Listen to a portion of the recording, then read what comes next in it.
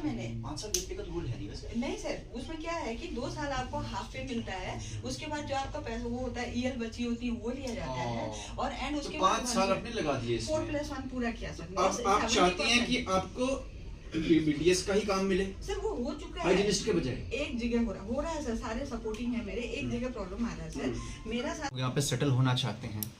इसमें हमारे बहुत से लोग तो फौजी हैं जिनकी कुछ सेविंग्स होती हैं, रिटायरमेंट पे इन्वेस्ट करते हैं, कुछ लोग सर्विंग हैं। तो मुख्यतः जो फ्रॉड्स हो रहे हैं वो इस प्रकार से हो रहे हैं कि जब हम लोग ज़मीन खरीदते हैं तो ज़मीन हमको जो दिखाई जाती है जी सर, वो कोई और ज़मीन होती है, और जो रजिस्ट्री में हम लिखते हैं वो कोई और ज़मीन होती है।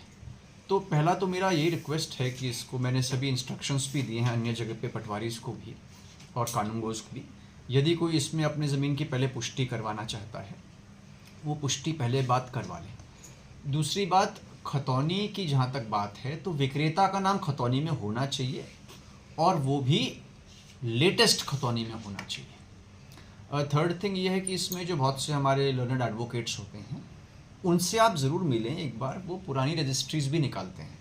पुरानी रजिस्ट्रीज़ निकालने की बाकायदा प्रक्रिया है, हम उसको 10 साल में 12 साल में देख सकते हैं कि क्या क्या हुआ है, और वो लोग ये भी चेक कर लेते हैं कि किसी बैंक में तो ये ज़मीन गिरवी नहीं है। एक और जो फ्रॉड होता है वो ये होता है कि जब प्लॉटिंग होती है कहीं पे, जो रास्ते की ज़मीन होती है क्योंकि वो बिकती नहीं है तो खतौनी में वो रह जाता है अंश उसका, और क्योंकि वो खतौनी में दिखता है तो इसलिए उसको दिखाकर भी बहुत से लोग सेल कर देते हैं, और किसी का भी रिक्त प्लॉट होता है तो वो उसको वो पोजीशन दे देते हैं, और बाद में जब पता चलता है कि मालिक कोई और है तो फ्रॉड होता है। तो यद्यपि इसमें हम लैंड फ्रॉड में कार्रवाई भी कर रहे हैं, एफआईआर्स भी लगभग 30-35 मामलों में हो चुकी हैं, लेकिन ग्राहक की ओर से भी इसमें जागरूकता की बहुत आवश्यकता है।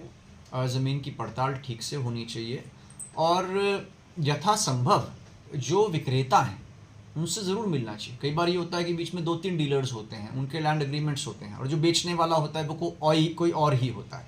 इसको ज़रूर देख लें।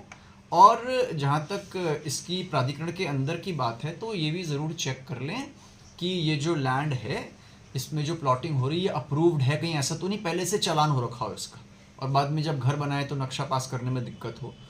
नैनीताल में और भीमताल में जो लोग परचेज़ कर रहे हैं वो इस बात को ज़रूर देख लें कि लैंड यूज़ जो महायोजना वर्तमान में चल रही है तो उस ज़मीन का भू उपयोग क्या है।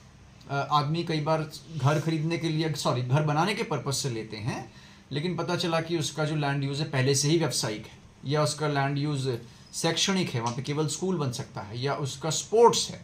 तो इन सब बातों पे मुझे लगता है ध्यान देना आवश्यक है, ताकि किसी प्रकार के लैंड फ्रॉड से हम बचें। Thank you.